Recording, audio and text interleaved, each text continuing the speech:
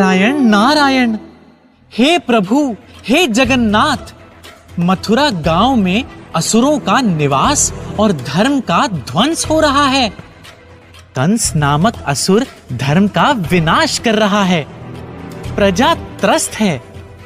हे प्रभु, आप ही इस संसार के पालनहार हैं।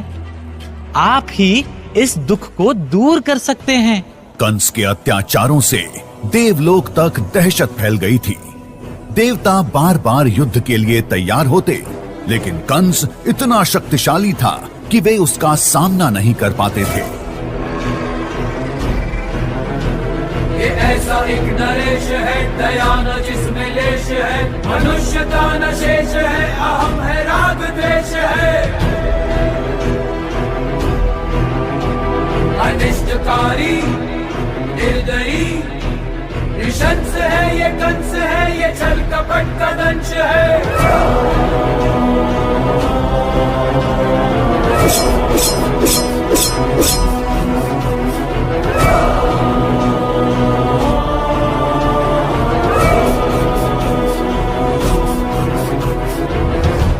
हाथ जोड़कर उन्होंने भगवान विष्णु से निवेदन किया कि वे अवतार लेकर कंस का संहार करें और संसार को दुख से मुक्त करें। जब धरती पर अन्याय बढ़ेगा, तब मैं फिर से जन्म लेकर इस दुख को दूर करूंगा और धर्म की स्थापना करूंगा। मैं सर्वशक्तिमान हूं, धर्म का राजा, अजय योद्धा।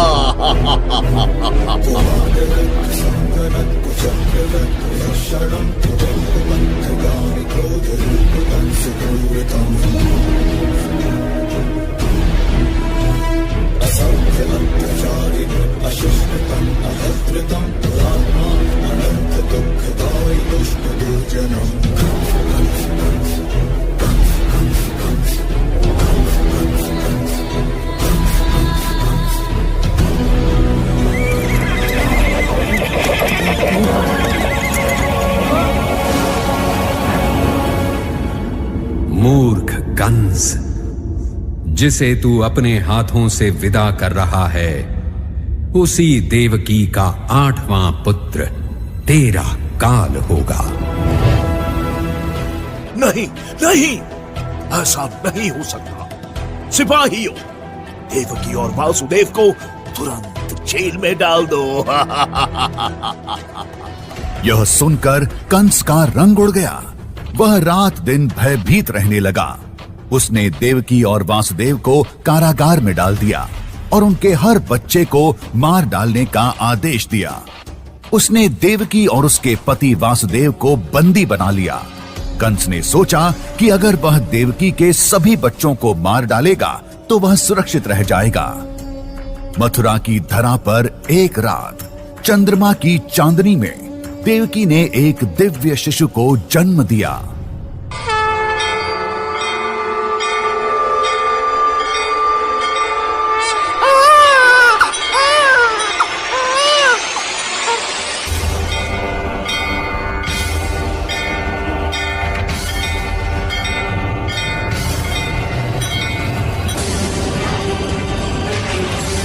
जेल के दरवाजे अपने आप खुल गए और सारे पहरेदार बेहोश हो गए। भगवान विष्णु की कृपा से वासुदेव को राक्षसों और तूफानों से बचाते हुए यमुना नदी पार करने का मार्ग प्रशस्त हुआ। वासुदेव ने चुपके से कृष्ण को उठाया और यमुना नदी पार कर वृंदावन चल पड़े।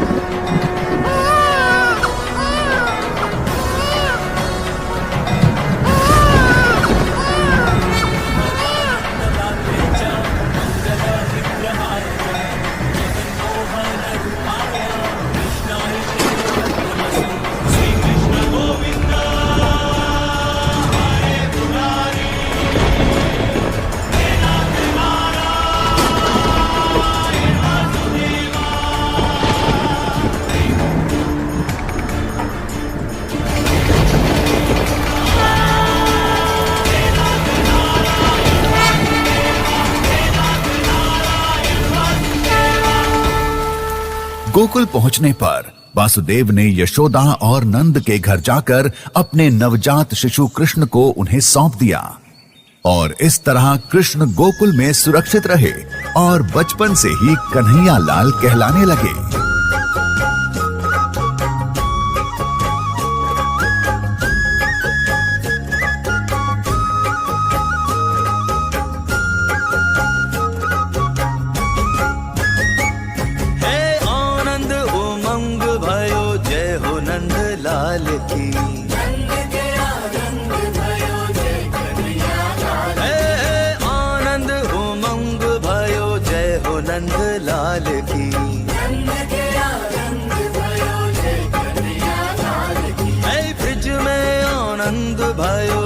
यशोदा लाल की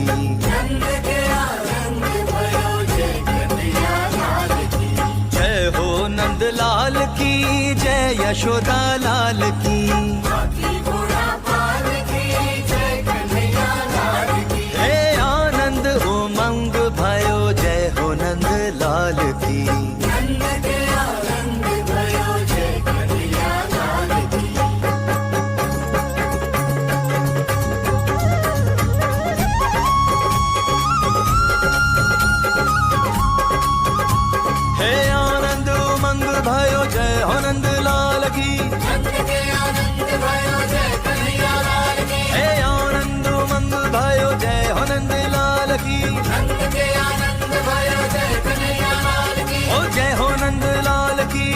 यशोदा लाल की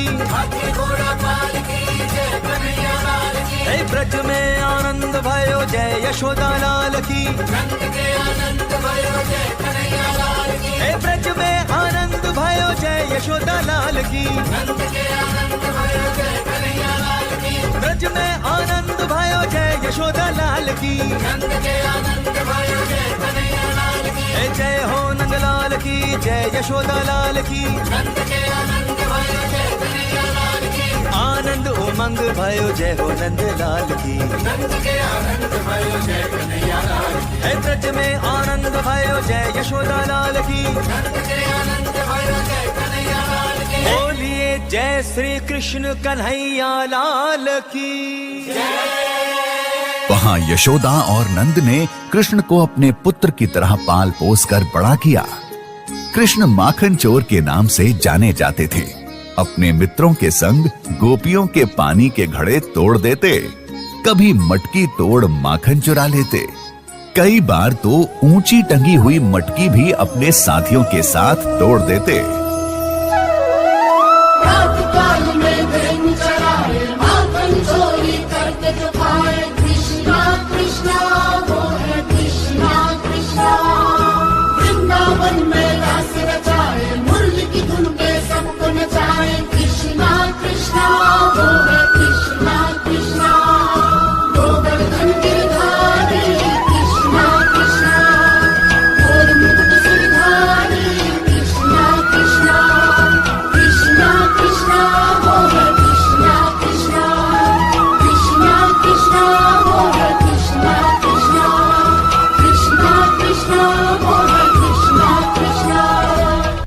एक दिन यमुना नदी, जो वृंदावन वासियों के लिए जीवन का स्रोत थी, उस नदी में एक भयानक सांप कालिया नाग रहने लगा। वह नदी को जहर से भर रहा था और लोगों को बीमार कर रहा था। एक दिन कृष्ण अपने दोस्तों के साथ यमुना नदी के किनारे खेल रहे थे। खेलते खेलते उनकी गेंद नदी में गिर गई। कृष्ण गेंद को निकालने के लिए नदी में कूद गए।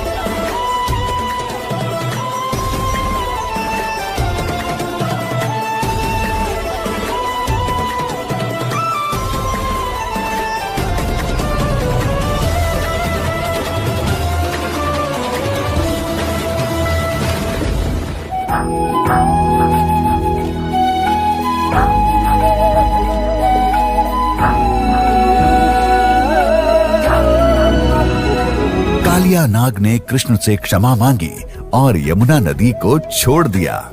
तब से यमुना नदी फिर से स्वच्छ हो गई और वृंदावनवासी खुशी से रहने लगे। वृंदावन में लोग परंपरा से इंद्रदेव की पूजा करते थे, लेकिन कृष्ण ने उनसे कहा, हमें गोवर्धन पर्वत की पूजा करनी चाहिए। यह पर्वत ही हमारा पालन पोषण करता है। इसी पर्वत से हमें घास, चारा, फल और सब्जियां मिलती हैं। हमारी गायें इसी पर्वत पर चरती हैं। यह पर्वत हमारी रक्षा करता है। लेकिन इंद्रदेव, देवताओं के राजा को यह पसंद नहीं था। उन्हें लगा कि लोग उनकी पूजा करने के बजाय इस पर्वत की पूजा कर रहे हैं। इंद्र ने गुस्से में आकर वृंदावन पर बहुत तेज बारिश करवाई। बारिश इतनी तेज थी कि पूरा गांव पानी में डूबने लगा। लोग बहुत डर गए। उन्होंने कृष्ण से मदद मांगी।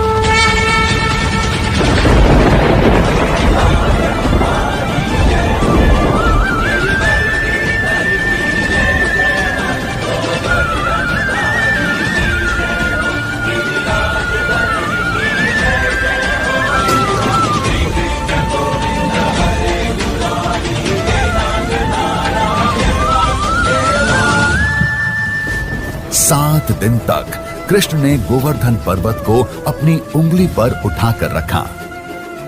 इस दौरान इंद्र को अपनी गलती का एहसास हुआ और उन्होंने कृष्ण से क्षमा मांगी।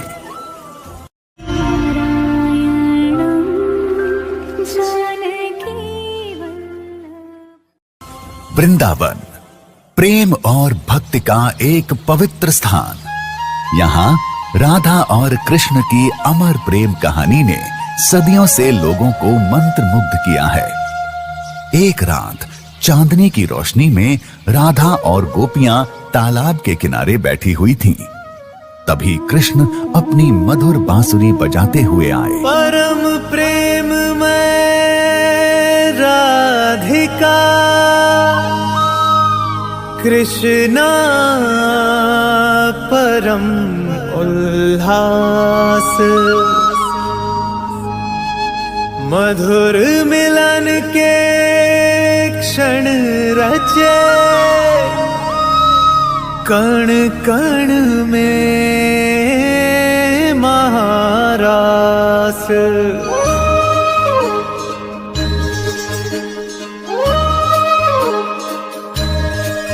राधा कृष्णा राधा कृष्णा। श्याम रंग में रंगी राधिका आज हुई मदवारी। कृष्ण कृष्ण दोहराए हर पल भूल के सुध बुध सारी। महाराज की पावन बेला तीन लोक से न्यारी। रास रचाए गोलोक में कान्हा कुंज बिहारी।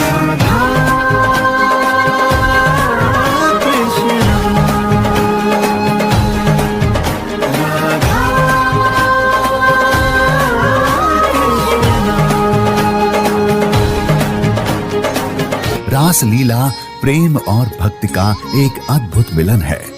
यह हमें सिखाती है कि प्रेम ही जीवन का सार है।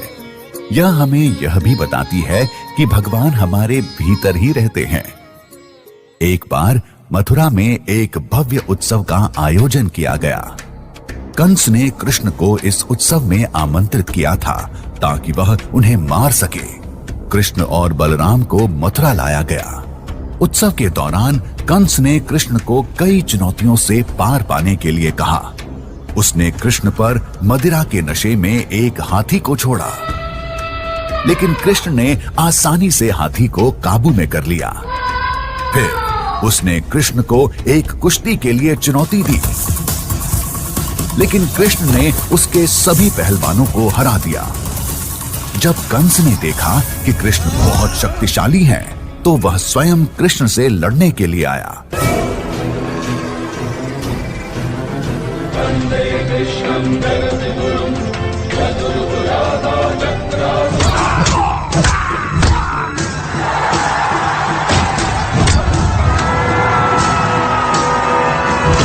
लेकिन कृष्ण ने कंस को पकड़कर जमीन पर पटक दिया और उसे मार डाला।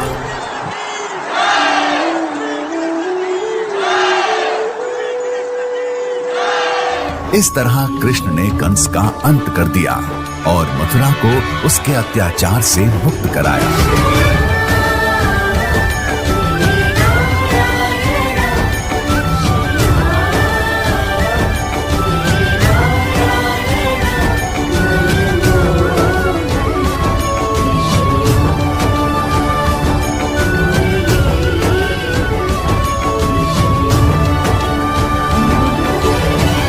कृष्ण भक्ति एक ऐसी शक्ति है जो मन को शांति देती है, आत्मा को शुद्ध करती है और जीवन को सार्थक बनाती है। यह भक्ति का सर्वोच्च रूप है, जिसमें भक्त भगवान कृष्ण के प्रति असीम प्रेम और समर्पण रखता है। इन सभी में भक्त कृष्ण के प्रति अपनी श्रद्धा और प्रेम व्यक्त करता है। आइए हम सभी कृष्ण भक्ति के मार्ग पर चलें और अपने जीवन को सार्थक बनाएं। कृष्ण हरे कृष्ण कृष्ण कृष्ण श्री कृष्ण गोविंद हरे मुरारे, हे नाथ नारायण